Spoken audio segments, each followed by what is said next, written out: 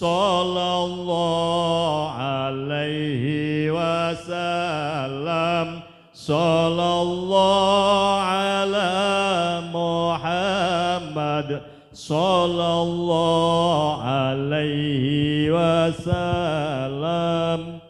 sallallahu alaihi wasallam, sallallahu ala Muhammad, sallallahu alaihi wasallam. Terus riyen wonten cerita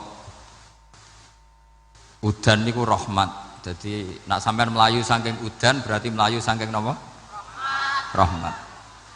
Terus niki terus cara berpikir niku udan niku rahmat. Terus termasuk tobat sing sah niku dawuh Imam Ghazali kon adus nganggo banyu udan sing ceblok langsung. Mergo nak liwat kenteng kadang kentenge iku hasil sumbangan proposal.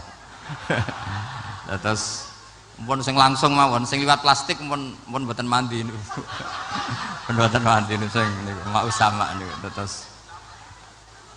Terus dulu di antara syarat tobat niku dawuh Imam Ghazali niku adus udan sing perawan, maksudnya sing asli ceblok saking putih langit niku langsung sampean nombe. Nak tepak nggih tobat, nak mboten tepak nggih lara niku. Mergi asli. Terus kula matur nuwun sanget jenengan hormat teng Raden Asnawi. Beliau sekarang generasi keempat nggih, wonten sing generasi ketiga. Nasab kula kepanggih Raden Asnawi teng Asnawi sepuh. Terus Mbah Raden Asnawi gadah bah namine Abdullah Husnen, terus Ibu Ayu Sofiah niku binti Asnawi sepuh. Kula buyut kula kandung damaran niku Hafsah binti Maksum bin Soleh bin Asnawi sepuh. Kenapa saya cerita zuriyah nggih? Terus satu peradaban. Ini bahasa Indonesia mawon nggih. Kersane gaul. Satu peradaban itu yang bisa bangun itu zuriyah. Zuriyah itu komunitas gen. Meskipun nanti komunitas gen itu bisa disadap atau dibajak oleh orang-orang yang tidak gen. Jadi agak ilegal tapi itu sah. Karena sampean bisa misalnya kalah nasab sama saya, misalnya bilang nanti ketemu di Nabi Adam saja Gus gitu. Nanti pasti kita ketemu di siapa? Nabi Adam. Terus kedua, kekalahan nasab itu udah abadi, karena nanti setelah jenengan ditanya di kuburan, bapak kamu siapa? Itu disuruh jawab Nabi siapa? Ibrahim. Terus kekalahan nasab sampean nanti berakhir di kuburan, karena nanti dijawab siapa bapak kamu, disuruh jawab siapa? Nabi Ibrahim. Jadi yang punya bapak Karmen apa itu sudah selesai, sudah nggak dipakai lagi. Nanti pakai siapa? Nabi siapa? Ibrahim. Nah, kenapa saya cerita bahwa nasab gen itu akan disatukan oleh satu visi ilmiah yang objektif. Gini ku jawe Nabi Yusuf, wattaba'tu millata abai Ibrahim wa Ishaq wa Yaqub. Terus dawe Nabi Yusuf, maka nalana an nusyrika billahi min syai'. Jadi saya ngikuti leluhur saya. Ini dengerin ya. Saya ngikuti leluhur saya, yaitu Nabi Yakub bin Ishak bin Ibrahim. Leluhur saya itu siapa? Maka nalana an nusyrika billahi min syai', yaitu keluarga besar yang tidak pernah melakukan kemusyrikan. Ya, keluarga besar kami punya tradisi tidak pernah melakukan kemusyrikan. Dan bahkan itu dibahasakan tidak mungkin kita ini melakukan kemusyrikan. Maka nalana itu kira-kira kalau bahasa Indonesia itu kita ini tidak mungkin melakukan kemusyrikan. Nah, kenapa demikian? Itu berangkat dari logika yang permanen. Disebut yusabbitu Allahu alladzina amanu bil qouli tsabiti fil hayatid dunya wa fil akhir. Logika permanen itu begini misalnya. Kita ini kan hidup dari bapak dari ibu terus sampai Nabi Adam. Kemudian setelah Nabi Adam ini berakhir, kemudian kita mau tidak mau berpikir Nabi Adam itu siapa? Terus diterangkan, ternyata Nabi Adam itu satu makhluk hidup yang mulanya dari tanah. Lewat wahyu Allah, lewat titah Allah, kun, kemudian jadi manusia yang bernama Adam. Sebelum Adam, ada bumi, ada langit, ada cakrawala, macam-macam. Kemudian itu kita rumuskan lagi, asal-usulnya adalah tidak ada. Adamiyun makhdun. Akhirnya kita tahu bahwa alam raya ini diwujudkan setelah dari tidak ada.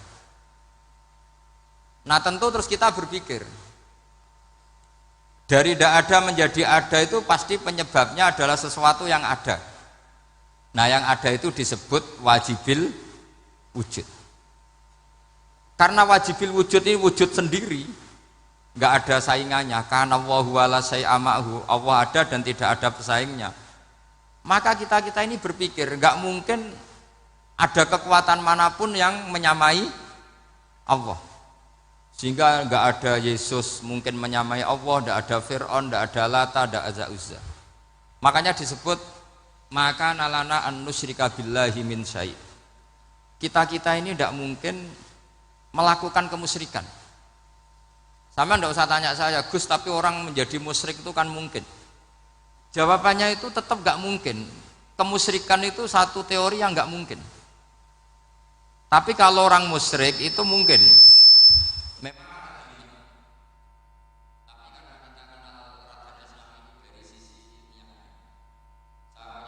Kitab beliau, mungkin saya termasuk pernah cucu yang membawa kitab beliau banyak ke Korea. Saya itu beli pesolatan tuh bukan 1-2 sampai 2 kerdus 3 kerdus.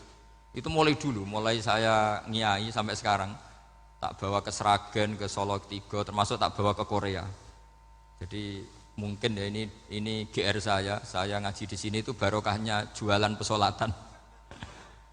Tapi bukan jualan yang cari laba enggak, karena tak gratiskan, tapi itu dagang akhirat lah kira-kira gitu. Jadi kalau saya masuk neraka kita era pantas, bakul pesolatan kok masuk neraka gitu, kayak itu nggak pantas itu. Karena saya termasuk orang ya yang cara berpikir itu optimis. Dulu di sini ada orang alim alama namanya Raden Asnawi. Terus kemudian sejarah agak berpolemik, ada yang mengatakan beliau itu muridnya Syekh Nawawi, ada yang mengatakan tidak. Apapun itu yang saya yakini adalah beliau ya saling istifadah lah, saling bermanfaat bagi Syekh Nawawi Banten. Saya punya catatan sejarah banyak tentang Raden Asnawi karena guru-guru kita itu akan ketemu di Syekh Nawawi Banten. Yaitu kita tahu misalnya saya ngaji Mbah Mun ngaji Mbah Zubair misalnya ngaji Syekh Fakih Mas Kumambang, ngaji Mbah Mahfud, terus ngaji Sayyid Abi Bakar Sato, terus ngaji Sayyid Zaini Dahlan. Kalau keluarga sini mungkin misalnya Gus Hafid, Mbah Niam, Mbah Zuhri, terus Raden Asnawi. Raden Asnawi kita tahu nikah dari istri mudanya Syekh Nawawi, yaitu Nyai Hamdana. Saya sering diceritani Mbah Mun, terus Nyai Hamdana punya anak yang namanya Zuhriyah dari Syekh Nawawi. Kemudian setelah dinikahi Raden Asnawi punya anak namanya Zuhri, Minan, Niam, terus sampai ke Gus Hafid, Hafid bin Niam. Kenapa saya cerita ini? Karena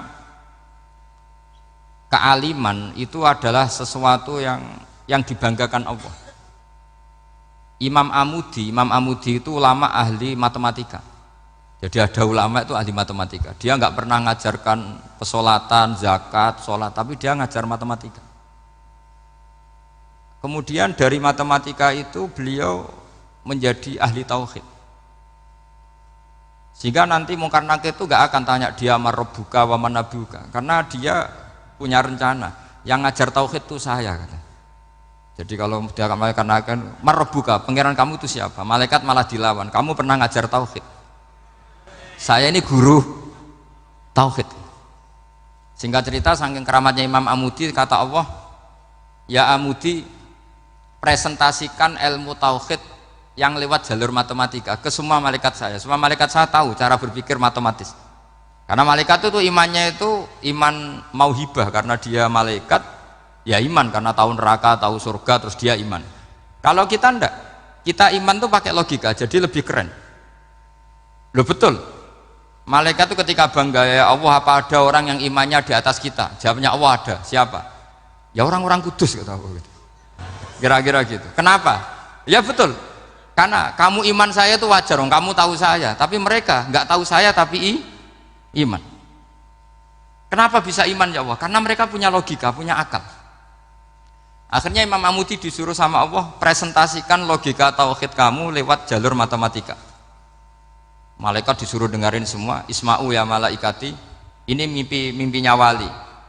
Terus Imam Amudi mulai mengajarkan nisbatul isnaini ilal wahid wa nisbatus salasa wal arba'ah ila ma la nihayatalah niku binisbatin wahidah, yaitu far'un minal asli wa huwa al wahid. Mbok angka sebanyak apapun 2, 3, 4 sampai 1 miliar itu nisbatnya ke angka 1 adalah nisbatul far'i ilal asli, semuanya berasal dari 1. Maka hadhil awalim atau hadal alam ila ma la nihayatalahu, tetap semuanya ini cabang dari 1, yaitu wujud dari 1, yaitu Allah Subhanahu wa ta'ala. Sehingga semenjak itu ditiru sekian ulama. Akhirnya malaikatnya mantuk karena kepastian kalau Allah satu yang diyakini malaikat itu sepasti logika yang dibangun orang-orang manusia ini, padahal tidak ngerti Allah Subhanahu wa ta'ala karena pakai akal. Sehingga di pondok itu orang harus ngerti mantek. Orang mantek itu ilmu yang jelimet tapi menyenangkan. Biasanya sing sinau ambek rokokan, sawangannya kayak filosof. Jadi paling gak agak paham dia alasan. Sementing nikmati rokok, tak pikir nikmati pemikirannya, ternyata nikmati rokok. Kayak kemarin saya datang ke resepsinya Gus Agil, saya itu tertawa terus karena dengerin Habib Mutahar. Saya membaca bahayanya rokok. Setelah tahu bahayanya, saya berhenti membaca. Tak pikir itu kan setelah tahu bahayanya saya berhenti merokok. Ternyata enggak. Saya baca bahayanya apa? Merokok. Setelah saya baca, maka saya berhenti membaca. Gitu. Bukan berhenti merokok. Itu ilmu kelas tinggi seperti itu harus mantap. Pernah beliau ditegur dokter, Beb, kalau rokok terus nanti mati. Tenang saja, saya masih bawa korek. Dikira itu kan orangnya yang mati, ternyata beliau enteng saja. Santai aja dok, saya masih bawa korek. Jadi saya bukan nyarankan santai rokok, tapi orang rokok itu memang punya logikanya sendiri. Kalau Banafek Hajen itu masih pernah bahasa juga. Karena Banafek juga turunan Mbah Mutamakin. Hak, rokok itu haram tau ora? Nak cara kula darani haram sebuti bah. Lah iya, nak haram ya bener aku. Mulane tak obong, barang haram apike diobong. Jadi saya tuh saya sama orang-orang sepuh itu tidak pernah menang. Jadi apa ya? Mereka itu orang yang sudah lama gimana ya? Mau dikatakan bulat itu ya, tapi memang nggak pernah kalah mereka. Ada satu kiai, masih misananya Banafek. Ini rokok 2 katanya. Bagi yang nggak ngerokok berarti membiarkan 2 haram masih. Bagi yang merokok berarti mengurangi haram. Kalah lagi saya. Jadi saya tuh pernah dibully 2 mbah saya. Karena 2 mbah saya ini rokok semua. Akhirnya saya sing nom ngalah gitu. Karena saya tidak mungkin bilang sing waras ngalah karena kalah sepuh gitu. Jadi ya sudah, mau tidak mau harus bilang sing nom kalah. Tapi yang penting itu kita mendengar. Jadi ternyata sepinter-pinternya kita itu mesti kalah pinter sama yang sepuh-sepuh itu. Jadi kalau tahu bahayanya rokok lewat membaca ya harus berhenti merokok. Berhenti membaca katanya. Nah malaikat ini cerita lagi malaikat. Saya memang dari awal niat hormat Raden Asnawi karena buyut-buyut beliau itu ketemu di buyut saya. Saya ini turunan Mbak Asnawi sepuh. Terus cuma buyut saya itu nikah Lasem, terus saya keceluk cucunya keluarga Lasem. Sebenarnya saya juga cucu Kudus. Tapi terus alhamdulillah sekarang kembali karena buyut saya menyuruh saya ngajar di Damaran, terus sampai sekarang saya ngajar di Damaran. Tapi buyut saya itu masih lahir di Damaran. Namanya Mbak Hafsah, itu Hamsah binti Maksum bin Soleh bin Asnawi sepuh. Sama seperti nasab di sini Raden Asnawi, Mbak Abdul Husnan, terus Nyai Ayu Sofiyah, terus Mbak Raden Asnawi. Saya mau cerita, jadi ilmu itu lebih keren kita. Sehingga Rasulullah SAW pernah ngendikan, saya ini rindu sekali li ikhwani, kata Nabi itu ikhwani. Kata sahabat bilang, alasna ikhwanaka ya Rasulullah, bukankah kita ini saudara kamu, saudara engkau ya Rasulullah? Tidak, antum ashabi, kamu itu sahabat saya. Siapa teman-teman kamu itu ya Rasulullah? Yaitu kaumun yang tidak melihat saya, kemudian iman kepada saya. Jadi mereka seperti kita semua di Kudus ini tidak melihat Rasulullah SAW, tapi iman sama Nabi. Dan ketika malaikat yubahi bikum malaikah, Allah bangga dengan malaikatnya, membanggakan kita. Sampai malaikat tuh sentimen, kok bisa ya Allah? Ya karena tadi, kamu iman sama saya wajar, karena kamu melihat surga, melihat neraka, melihat aras. Sementara orang Kudus coba ngelihat apa? Paling simpang 5, apa simpang 7 itu. Tapi imannya nggak kalah dengan malaikat. Kenapa nggak kalah? Karena tadi kita diajarkan bahwa nisbatul isnaini wassalasah wal arba'ah ila ma la nihayatalaha itu sama-sama nisbatul far'i ilal asli.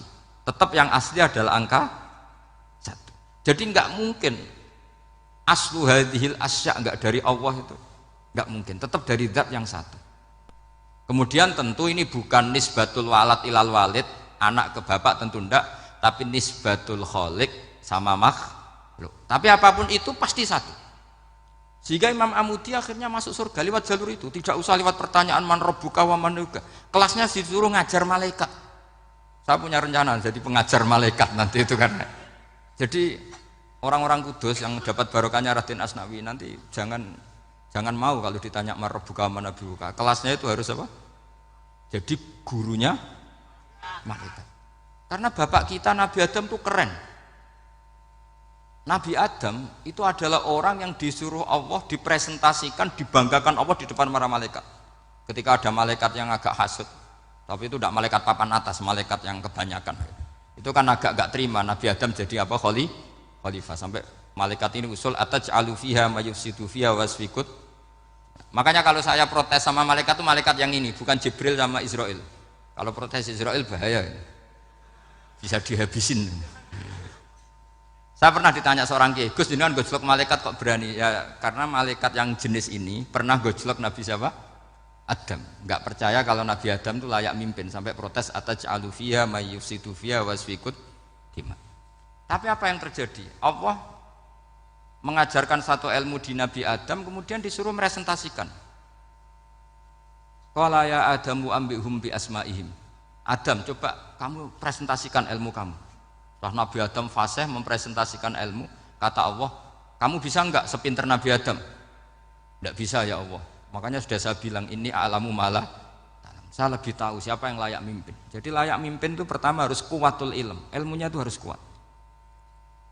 Nanti saya akan cerita hubungannya Raden Asnawi dengan Syekh Nawawi. Apa itu hubungan teman, apa murid guru, itu memang masih jadi polemik sampai sekarang. Kalau saya ya keyakinan saling istifadah. Ini bahasa netral, tidak murid guru tapi saling apa? Istifadah. Kata Syekh Nawawi dalam tafsir Munir itu, ilmu itu nomor 1. Sehingga beliau setiap ada ayat fa inna hizballahi humul ghalibun, beliau pasti menafsiri bil hujjah wal barohin la bis saulah. Saya masih ingat betul takbirnya, memang saya hafalkan. Tapi bukan untuk modal pidato, buatan modal sebagai wong alim. Kalau pidato gampang, pidato itu semua orang bisa. Kalau jadi orang alim itu tidak gampang. Lebih susah lagi wong alim buat pidato. Itu kalau nggak pernah mbah saya tidak mau. Karena memang saya terkenal nggak suka pidato. 1 memang nggak bisa. Nomor 2 tidak ingin. Nomor 3 ya rugi. Karena pidato itu nasib-nasiban itu. Kalau nasib baik kamu tidak paham itu, wah Gus Ba ilmunya tinggi sehingga kita tidak paham itu kalau nasib baik. Kalau nasibnya ada baik, nak ngendikan bulat sama no. Itu tepak-tepakan. Dan Syekh Nawawi itu benar, Raden Asnawi juga benar, semua guru-guru kita benar. Karena agama ini sebetulnya bukan masalah negara, tapi masalah logika yang sehat. Uni Soviet itu pernah mengkooptasi Uzbek, Ceknya, Tajikistan. Itu 100 tahun. Orang dipaksa ateis. Tapi orang-orang Uzbek, saya sering ketemu lama Uzbek, kadang ketemu di Korea, kadang di Malaysia. Orang-orang Uzbek itu punya basement di bawah tanah. Kemudian di bawah tanah ini mereka ngajarkan tauhid. Ngajarkannya ya gampang. Misalnya ini sesuatu yang ada, iya ini. Ini ada penciptanya enggak? Ya ada. Siapa? Tukang katanya. Yang penting itu nggak ada logika bahwa sesuatu yang ada disebabkan oleh ketiadaan. Lah orang komunis, orang ateis itu orang yang mengatakan alam ini didahului oleh nihilisme, oleh adamiyah. Masuk akal nggak sesuatu yang ada, penciptanya sesuatu yang tidak ada. Sehingga orang anak-anak Uni Soviet itu nggak pernah kepikiran membenarkan ateis, itu nggak pernah. Bareng Uni Soviet ada itu Glasnost Perestroika itu kemudian hancur, semuanya langsung menjadi negara Islam, termasuk Uzbek, Tajikistan, karena diajari ilmu, bahwa ilmu itu yang nggak pernah kalah oleh negara. Sehingga saking pedenya Rasulullah SAW ketika Sulhul Hudaybiyah, ini agak jelimet tapi gampang dicerna. Sulhul Hudaybiyah itu satu perjanjian yang semuanya merugikan Rasulullah. Yaitu kalau orang kafir masuk Islam disuruh kembalikan ke kafir, karena kafir itu bagi mereka habitat, Islam itu hal yang baru. Tapi kalau orang Islam menjadi kafir, nggak boleh kembali Islam, berarti kembali ke habitat. Semua perjanjian itu merugikan. Sampai masyhur Sayyidina Umar protes ke Rasulullah, jenengan masih nabi. Itu kan ekstrim tanya, jenengan sampai sekarang masih nabi? Ya, saya masih nabi. Kenapa tanya demikian? Karena semua perjanjian merugikan Islam, menguntungkan orang apakah? Kafir. Semua sahabat sebetulnya persis Sayyidina Umar protes, kecuali Abu Bakar. Lama-lama akhirnya di antara perjanjian itu berbunyi begini. Tapi saya minta satu hal, orang boleh mendiskusikan Islam tanpa tekanan. Itu saja permintaan Nabi. Orang boleh mendiskusikan Islam secara bebas, tidak tertekan. Karena orang-orang kafir melihat itu hal yang biasa. Ya nggak masalah Muhammad. Akhirnya orang diskusi. Islam itu apa sih? Islam itu orang yang menuhankan Allah. Allah itu siapa? Zat yang menciptakan langit dan bumi. Lama-lama orang kafir berpikir, wah keren, Tuhannya Muhammad bisa bikin langit dan bumi. Tidak kayak Tuhan kita, malah kita yang bikin. Jadi mulai debat itu terus ada yang cerita lagi. Saya pernah loh nyembah Lata, pas itu dikencingi luwak. Masa ailahun yabulu ali sa'laban, masa Tuhan kok dikencingi luwak? Terus yang agak-agak ahli kitab ya diskusi lagi. Wah kayaknya Yesus tidak Tuhan, masa Tuhan kok kelaparan, lemes, wah repot nanti. Jadi makanya Allah ketika gojlok wa ummuhu siddiqah kana yakulani ta'am.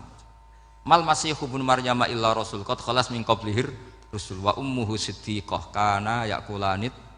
Coba paradok enggak misalnya, kamu didolani Nabi Isa terus ketok lemes. Kenapa Tuhan? Saya agak sakit keroi dulu. Kan enggak kebayang itu. Punya Tuhan yang sakit setelah makan sehat terus. Kan enggak kebayang seperti itu. Ketika Nabi punya konsep Tuhan, Tuhannya Muhammad itu siapa? Yaitu zat yang la awalalah, zat yang pertama. Lalu Tuhan itu siapa? Tuhan itu yang menciptakan langit bumi. Tuhan itu siapa? Yang memulai segalanya.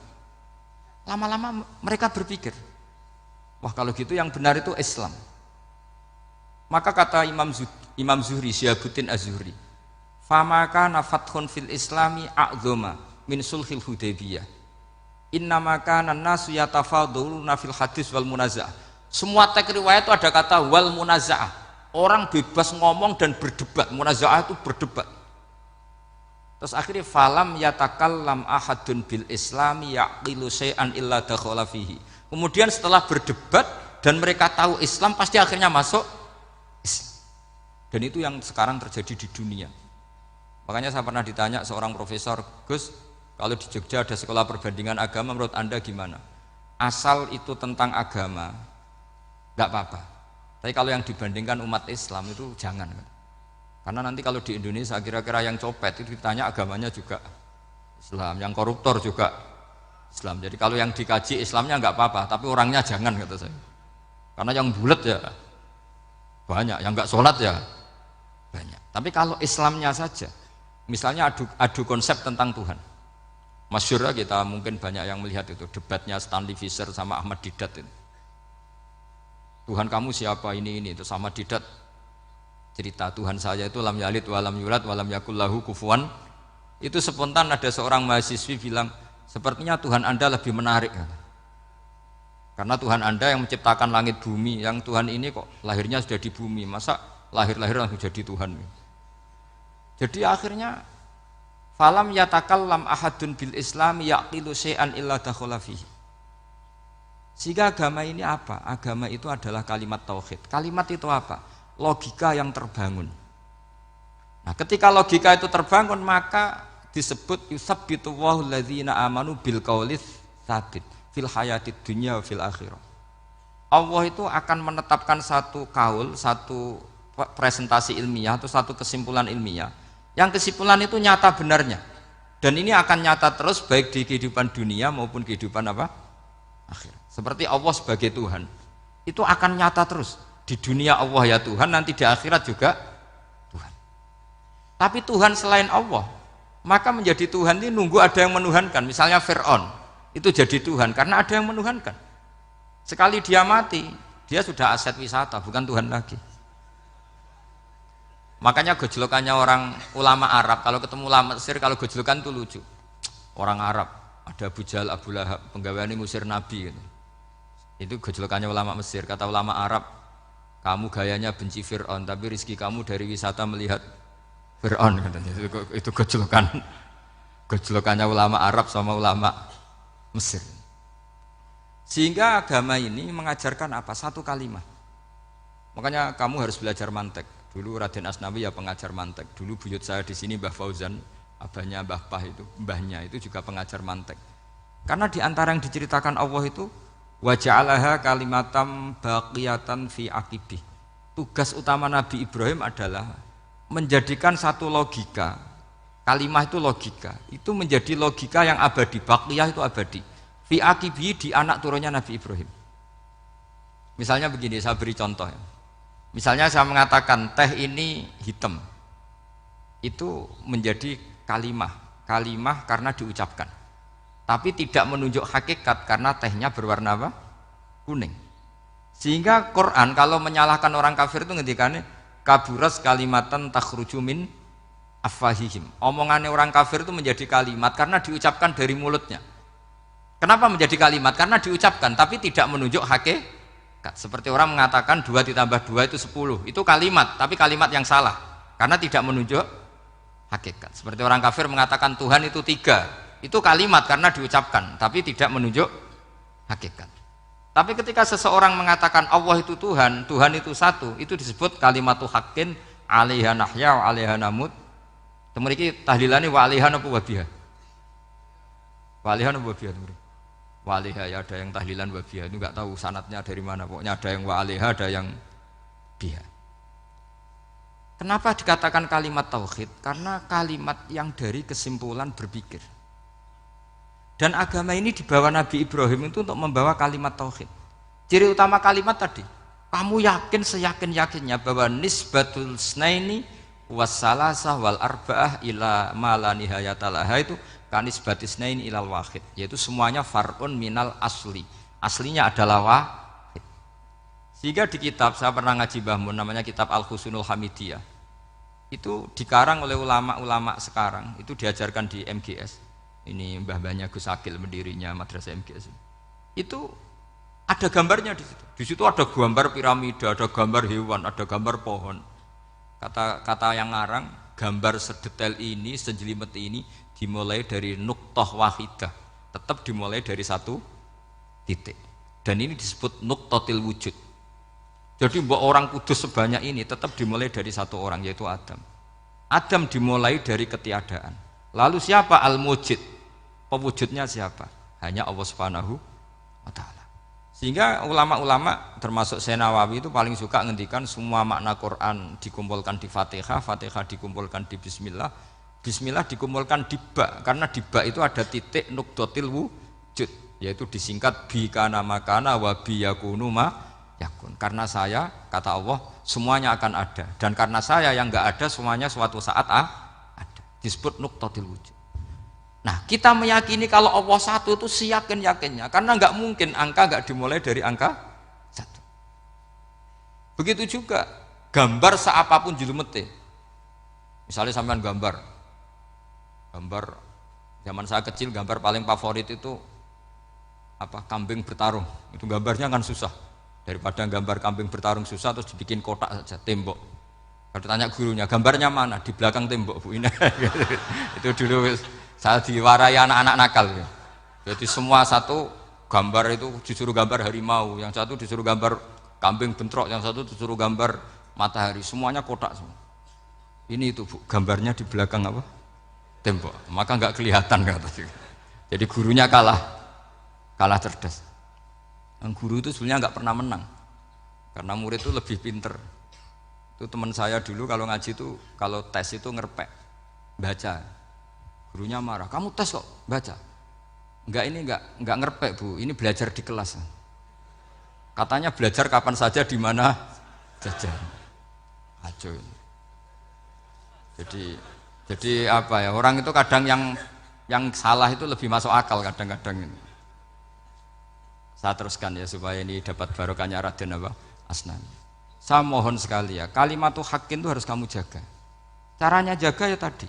Kalau kamu tidak bisa ilmu mantek, misalnya al-alam mutaghayyir wa kullu mutaghayyir hadis la budda min muhdits, itu kan jelimetan. Pakai saja teori umum bahwa gambar apapun jelimetnya itu dimulai dari satu titik. Karena nggak bisa, nggak dimulai dari satu titik tidak bisa. Maka alam apapun jumlahnya nggak terhingga tetap dimulai dari al-wahidul qahar, yaitu satu titik. Yaitu dalam konteks tauhid tentu itu Allah Subhanahu wa taala. Sehingga Nabi Ibrahim itu orang paling sukses bikin waja'alaha kalimatam baqiyatan fi aqibi. Terus Nabi Muhammad begitu, sahabat begitu, sampai kita sekarang diajari ilmu mantek. Ilmu mantek itu logika yang enggak terbantahkan. Karena mau tidak mau. Kata Imam Syafi'i, fa innal uqula muttarratun ila qabulil haq, karena akal akan dipaksa menerima kebenaran.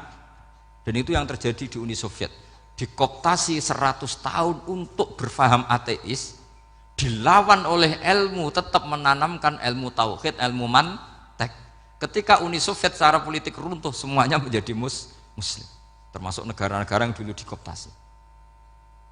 Maka kamu tidak usah kecil hati di Indonesia, apapun rusaknya negara ini, asal kita cara bertauhid benar, insya Allah tetap meninggal husnul khotimah. Karena sudah janjinya Allah, yusabbitu walladzina amanu bil qaulits tsabit. Sing jelas itu nomor satu tuh al qaulits tsabit. Memang itu logika yang masuk akal. Jadi jangan kira semua orang ditanya mar rabbuka, ndak. Banyak ulama yang enggak ditanya. Masyhur itu dalam cerita keramat-keramat. Ada guru tauhid ngajarin tauhid. Setelah ditanya mungkar nakir, Imam Malik datang.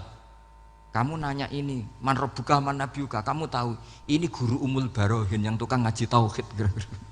Guru tauhid kok ditanya apa? Tauhid.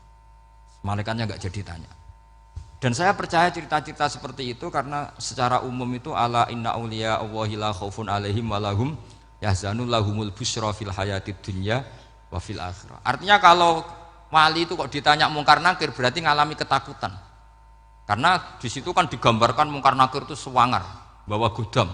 Kalau yang tanya nggak bisa dipukul sampai ajur sak walang-walang. Pokoknya ceritanya kan seru seperti itu.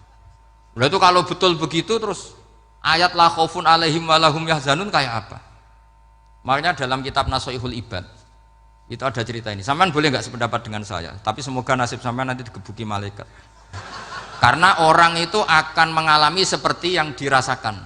Anak indadzoni abdibi, saya tidak bayangkan akan ngalami itu.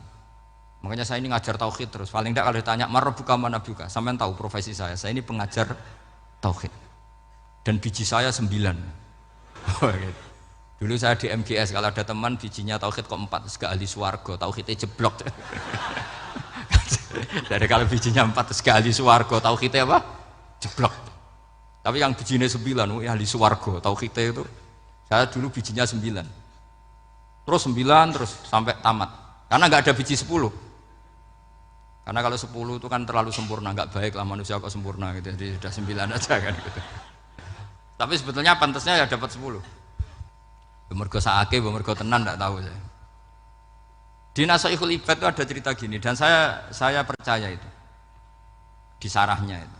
Juga di sarah apa itu yang di sarah Syekh Nawawi itu. Pokoknya saya kalau ingat Raden Asnawi pasti ingat Syekh Nawawi. Saya tidak memastikan apa murid guru apa saling istifadah, yang jelas itu teman dekat, teman fil ilm.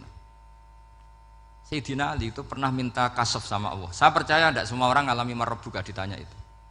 Ya Allah, saya minta kasaf itu ngerti alam gaib.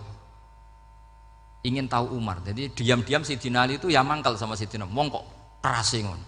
Angger wong kok tahu disentak, jajal wani nyentak malaikat ora itu kata Sayyidina. Jadi dia minta kasaf karena kenangannya dia melihat Umar itu semua orang pernah disentak sama Sayyidina Umar itu. Maka Sayyidina Ali minta kasaf, ya Allah saya ingin melihat Umar menghadapi mungkar nakir. Masih garangkah apa enggak? Itu dah itu tidak. Minta kasaf.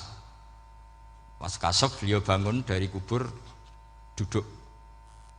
Dilihat sama Sayyidina Ali ini ngalami kasaf. Sama ndak usah tanya. Ndak wali kok tanya. Ya sudah pokoknya percaya aja. Akhirnya malaikat mungkar nakir datang. Itu di situ digambarkan matanya itu kalkidril mughalla kayak apa itu panci yang dibakar. Wah, so seru. Sumpah nang Sayyidina Ali. Baru ini kamu akan takut gitu. Tapi ternyata enggak. Umar bangkit disewentak orang tua itu. Kamu tahu menghadapi siapa? Yang sopan. Oh, ada sontak. Kewaget malaikatnya itu karena enggak pernah ngalami disentak. Mungkin itu pertama. Kewaget. Memangnya kamu siapa? Saya ini teman kekasih Tuhanmu. Saya yang diandalkan temannya sebenarnya bukan dia. Ana sohibu habibillah. Saya ini temannya kekasihnya Allah. Jadi dia ngandalkan temannya sebetulnya bukan ngandalkan dirinya. Oh kamu temannya Nabi Muhammad? Iya saya Umar temannya Nabi Muhammad. Kamu harus hormat sama temannya kekasih Allah. Wah terus semulai itu. Akhirnya matur Allah. Ya Allah, apakah prosedur seperti ini bisa dinego? Terus sama Allah. Oh iya katanya. Kamu kalau menghadapi kekasih saya ya jangan seperti itu katanya. Semenjak itu beliau sopan santun dua mungkar nakir gitu. Jadi ini berita gembira. Jadi sebetulnya itu enggak. Tapi kita ini kan enggak punya nyali nyentak mungkar nakir. Semoga dengan gelar kita doktor tafsir, doktor tauhid gitu. Atau paling enggak guru kutsiyah tauhid gitu. Atau siswa terbaik dalam materi tauhid. Itu harus kamu bawa status. Jadi sehingga nanti ini saya ranking 1 tauhid, masa masih ditanya marbuka waman nabiuka. Dan itu menurut saya sah. Sama nggak usah protes takbirin tiga, susah usah takbiran. Pokoknya takbirnya adalah wali-wali itu la khaufun alaihim walahum ya mereka tidak akan mengalami ketakutan baik kehidupan dunia maupun kehidupan akhirat. Bahkan para malaikat itu mengatakan ke wali-wali nahnu auliyaukum fil hayatid dunya wa fil akhirah. Kita ini teman kamu, saudara kamu, mitra kamu. Masa mitra kok nutui itu kan nggak fair. Dan menurut saya paling efektif itu apa? Kamu harus punya rumus tauhid kayak Imam Amudi menemukan Tuhan. Imam Amudi itu menemukan Allah itu lewat ilmu matematika. Dan itu Allah saking senengnya disuruh ngajari para malaikat. Wa ya malaikati isma'u. Kamu harus mendengar, ini orang alim saya yang ahli matematika. Tapi justru itu ngerti bahwa asal usul alam itu minal wahidil qahar. Dari zat yang satu. Akhirnya Imam Amudi mulai ngajar tuh. Nisbatus naini wassalah sawal arba'ah ila mana nihayatalaha iku kabeh iku far'ul wahid.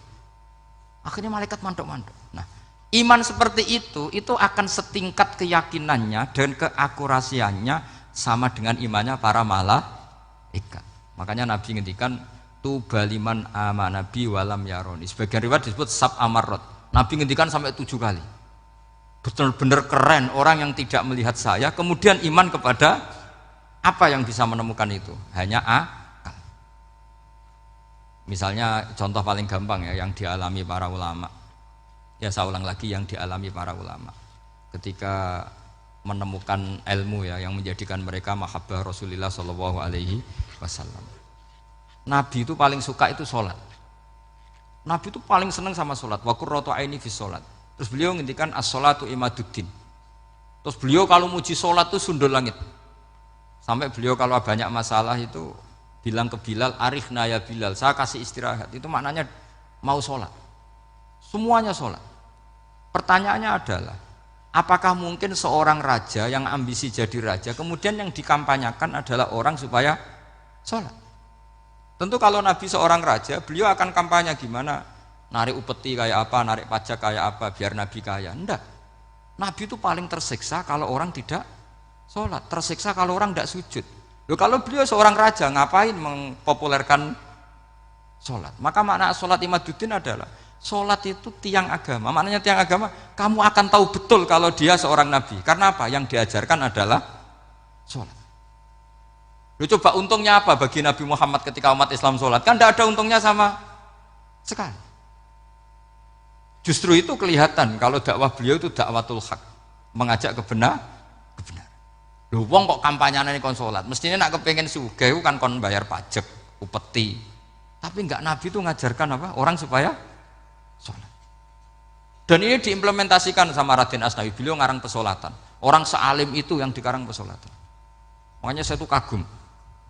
Saya saksinya banyak. Tanya murid-murid saya kalau beli pesolatan sak kerdus, saya kirim ke Korea, terus ke pedalaman-pedalaman itu. Karena saya butuh pesolatan, bahwa orientasi kita itu sholat. Sehingga wali-wali itu dulu, saya berkali-kali cerita kalau ngaji, wali-wali dulu itu kalau ditawarin Allah masuk surga itu tanyanya satu, ya Allah di surga ada sholat enggak? Kalau enggak ada saya enggak mau. Kalau sampean pasti enggak tanya gitu, pasti itu sudah ada. Sampean malah gini, enak mlebu swarga ora usah sholat mesti gitu. Sudah, jadi sudah lama sekali nganggap sholat itu problem. Dan itu berat masuk surga kalau begitu terus, itu berat. Itu pertanyaannya gitu. Karena alam rohani kita, saya ulang lagi, alam rohani kita itu tidak kebayang kalau kita hanya nyuwun sewu nikmati secara seksual, secara biologis. Makanya ada ulama ditanya, kenapa sholat itu lebih indah ketimbang nikmatal wiqo misalnya, nikmatnya hubungan biologis. Jawabnya ulama itu gini, lucu, jawabannya sederhana. Nikmatnya kamu punya anak itu apa? Jawabnya ulama itu lucu. Kalau sakit dia sembuh, kalau hilang dia datang. Saya ulang lagi ya, kalau sakit dia sembuh, kalau hilang dia datang. Sekarang orang tua yang punya anak sakit koma di UGD atau di emergency, itu senangnya tuh mengalahkan kesenangan apa saja. Kira-kira orang yang berhubungan intim atau yang hubungan biologis dengan orang yang sedang anaknya sembuh dari koma, senangnya senang mana? Senang yang melihat anaknya sembuh dari koma. Senikmat apapun hubungan biologis, seneng anaknya yang hilang ketemu. Nah, kalau anak ketemu saja orang seseneng itu, apalagi kita di surga, ketemu zat yang lama kita sembah, yang lama kita rindukan, yang lama kita rindu, kemudian ketemu di surga, maka tidak ada artinya surga tanpa melihat Allah Subhanahu wa Ta'ala. Memang harus dijelaskan secara rohani. Akhirnya orang ngerti bahwa nikmat tertinggi di surga adalah melihat Allah Subhanahu wa Ta'ala. Karena kalau anak-anak muda mungkin protes, ya enggak, ya enak kumpul sama widadari gini-gini. Wah itu kan yang trauma bojone jelek itu. Wah itu yang bojone jelek mesti kesusu masuk surga karena itu sudah jelek, cerewet, nggak mati-mati kan gitu.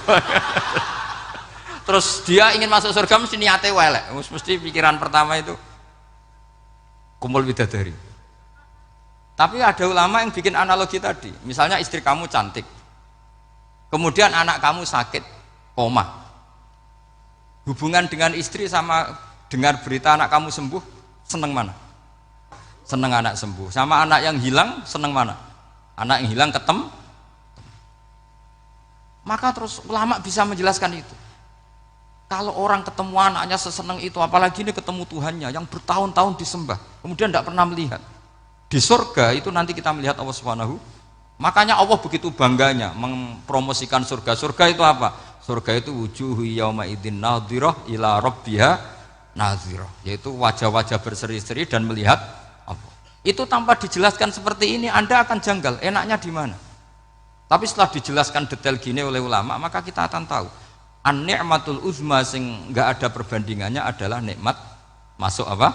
Surga karena melihat Allah Subhanahu wa Ta'ala. Ya jadi saya berkali-kali pokoknya minta sekali, hadil umat harus umat yang rasional, terutama dalam mengemban tauhid. Karena tauhid ini yang disebut kalimah.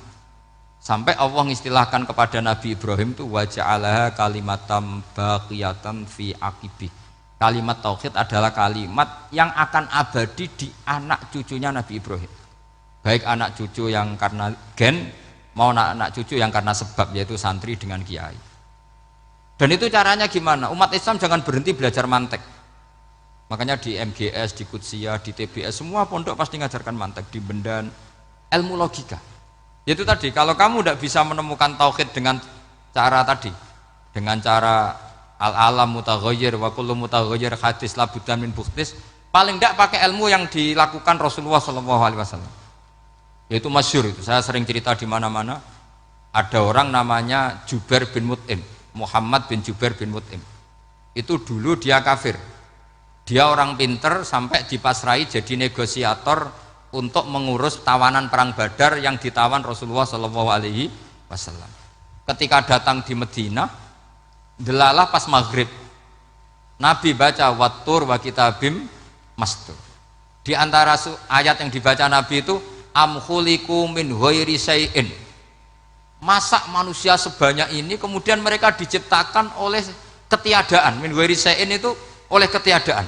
Masa alam raya yang wujud ini, alam raya yang punya eksistensi ini kemudian penciptanya adalah ketiadaan. Padahal wal adamu la yakhluqu wa la yu'assiru wa la kadza wa kadza. Tentu sesuatu yang tidak ada itu tidak bisa dikatakan sebagai pencipta. Wong nggak ada, jadi faktor saja nggak mungkin apalagi jadi pencipta. Itu Nabi habis sholat langsung beliau sungkeman, ya Muhammad, saat ini juga saya iman. Karena logika yang dibangun ayat yang kamu baca itu menghabiskan semua logika saya. Intinya logika tauhid itu akan mengalahkan semua teori non tauhid. Itu yang disebut bal naqdhifu bil haqqi 'alal batili fayadmaghuhu fa idza huwa zahid. Kebenaran tauhid itu akan menghancurkan kekuatan apa saja. Fayadmaghuhu itu di tafsir Tobari disebut dorbatan tasujud dimah. Satu pukulan sing sampai menjadikan otak itu hancur. Mulanya disebut damagho, dimah itu maknanya otak. Maka kamu usah khawatir kalau Islam didiskusikan di Uni Soviet, didiskusikan di Kanada, didiskusikan di Korea, pasti kalimat tauhid akan mengalahkan kalimatul batil. Pasti ja'al haqqu wa zahaqal batil, innal batila kana zahuq. Tapi syaratnya kita harus kuat. Makanya saya ini senang sekali yang namanya ngaji itu, saya senang. Karena saya tadi bercita-cita ingin jadi dosen setelah mati. Karena di dunia sudah tidak jadi apa? Dosen. Saya ingin seperti Imam Amudi. Pertama ketemu Allah, beliau disuruh ngajar malaikat tentang ilmu apa? Matematika yang mengarah ke tauhid. Jadi diajarkan. Kamu tahu angka 2, angka 3, angka 4, semuanya bersumber dari angka 1. Berarti semuanya berawal dari 1. Gak tahu setelah itu malaikatnya dites lagi apa enggak tahu. Pokoknya pas itu malaikat ya paham semua. Oke. Kayak apa hebatnya umat Rasulullah Shallallahu Alaihi Wasallam? Karena akalnya kuat. Sehingga kita harus kuat. Sehingga kalimat yang benar disebut kalimatu haqqin alaiha nahya wa alaiha. Nah, kalimat yang salah disebut kaburat kalimatan takhruju min afwahim. Kalimat menjadi kalimat karena diucapkan, tapi tidak menunjuk hakikat. Kayak ini misalnya, ini tutup, ini putih. Terus saya katakan hitam. Berarti saya mengatakan ini hitam sebagai kata-kata karena diucapkan, tapi tidak pernah menjadi hakikat. Karena hakikatnya ini putih. Itu hebatnya Quran. Makanya Quran kalau gojlek orang kafir itu, gojlek orang kafir itu sebut apa? Kaburas kalimatan takhruju min afwahim. Tapi untuk kalimat tauhid dikatakan apa? Yusabbitu walladzina amanu bil qaulits tsabit fil hayatid dunya wa fil akhirah. Sebagian disebutkan wa ja'alaha kalimatam baqiyah. Kenapa kalimat tauhid itu kalimat yang abadi? Karena Allah sebagai Tuhan di dunia juga sebagai Tuhan di akhirat, dan selalu Tuhan pada masa yang tidak terbatas. Itu disebut wa ja'alaha kalimatam baqiyah. Kemudian umatnya Nabi mengganti kalimat yang gampang. Allah punya sifat baqo, punya sifat akhir. Maksudnya akhir itu la akhiralah. Terus semuanya. Yang faham ya alhamdulillah, yang enggak faham dikon ngapal wujud kidam baqo mukhalafatul khawadisi qiyamuhu binafsi wahdaniyat kudrat irada. Wes paham. Langkok sing rada alim terus roh bedane iki sifat ma'ani iki maknawiyah. Cara Mu'tazilah ngene, cara Ahli Sunnah ngene. Wah itu sudah kejlimetan bocah. Sementing pokoke wujud kidam. Nah, kenapa yang pertama yang disebut wujud? Karena yang membedakan kita dengan faham ateisme itu ya sifat wujud. Yaitu mereka mengatakan alam raya ini dimulai dari ketiadaan. Wah itu akal mana saja itu nggak bisa nerima, masa ketiadaan menciptakan sesuatu yang ada. Maka kata Ibnu Hajar al-Asqalani ketika mentafsirkan mensarai hadis, salasun mangkunna fihi wajata halawatal iman. 3 hal ini kalau kamu faham maka menemukan manisnya iman. Manis itu enak. Terus kata Ibnu Hajar Al-Asqalani, saya masih ingat betul dalam sarahnya Fathul Bari, wa yusamma inda ahlil aql, misalnya al-iltizat al-aqli. Agama ini mengajarkan kenyamanan cara berpikir. Coba kalau sampean seorang doktor atau seorang profesor atau seorang pinter, kemudian kamu dipaksa mengimani bahwa alam ini diciptakan oleh ketiadaan, itu bisa tidur gak? Oh, tidak bisa tidur. Sampean misalnya orang pinter, dididik di kampus atau dididik di pondok, alam ini yang wujud, yang menciptakan itu sesuatu yang tidak wujud, kamu bisa tidur tidak kira-kira? Ini guru apa? Ini sarap ini. Mosok hadil maujudat khalaqahal adam, sesuatu yang wujud diciptakan ketiadaan. Tapi agama ini membawa sesuatu yang menyenangkan untuk akal, yaitu hadhil maujudat khalaqaha wajibul wujud.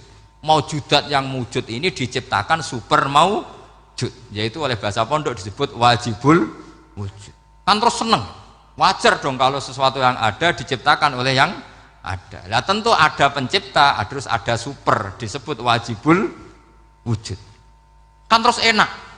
Nah, itu kata Ibnu Hajar Al-Asqalani disebut wajadah halawatal iman. Sehingga kita tidak usah khawatir. Makanya saya itu termasuk orang yang nggak khawatir. Apapun rusaknya dunia ini, kacaunya dunia ini, akan kalah dengan kalimatut tauhid. Karena kalimat ini ketemu apa saja pasti menghancurkan. Yaitu disebut bal naqdhifu bil haqqi 'alal batil fayadmaghuhu fa idza huwa zahid. Kalimat hak ini akan menabrak apa saja. Dan yang ditabrak pasti hancur. Makanya sampai tidak usah khawatir, misalnya ada negara ateis di Cina, di Korea, kita yakin asal yang diteliti itu agama Islam pasti menang. Nah yang susah kalau yang diteliti orang Islam, itu susah. Karena yang copet kadang-kadang ya umat, apalagi di negara yang mayoritas muslim, nanti copetnya, premannya, koruptornya semuanya beragama Islam. Makanya kita hanya punya pilihan dua itu, umat Islam dan Islam yang kumat itu dok. Kalau tidak umat Islam ya Islam yang kumat. Tapi kalau kalimat tauhid itu kalimat yang aman, tak jamin. Tak jamin 100%. Sehingga saya itu kalau ditanya profesor Pak Bahak, kalau suatu saat Indonesia jadi negara yang sangat terbuka, kemudian ada sekolah perbandingan agama, menurut Anda prospek Islam gimana? Saya jawab, asal yang dikaji Islamnya bukan orangnya, pasti Islam tetap prospek. Asal yang dikaji apa? Islamnya, bukan orangnya. Kalau orangnya ya Masya Allah, ya itu tadi, kalau tidak umat Islam ya Islam yang umat. Ya ngoten mawon supaya niki mungkin untuk barokah napa Raden Asnawi, untuk barokah ngaji kalimat tauhid. Terus sampean kudanan niki kula mboten sakake, tak anggap untuk rahmat ngoten mawon nggih. Terus karena tadi di antara syaratnya tobat kata Imam Ghazali itu pernah kena air hujan langsung turun dari langit. Ya itu jelas itu di Ikhya itu, karena ahalul halal adalah alma an-nazil minas sama. Halalnya barang paling halal adalah air yang pertama turun dari langit. Tapi kalau yang sudah lewat peci ini sampean tuh masalah itu. Kadang pecinya kan temannya gasap, macam-macam itu. Atau beli lewat nyentak orang tua, ya masalah lah ini. Tapi ya lebih baik yang pakai peci timbang yang enggak, lebih sopan gitu kan. Tapi yang enggak pakai peci ya enggak apa-apa, karena langsung kena apa? Kenapa? Hujan. Jadi pokoknya yang ingat-ingat ya, yusabbitu Allahu alladziina aamanu bil qaulis tsabit. Assalamualaikum warahmatullahi wabarakatuh.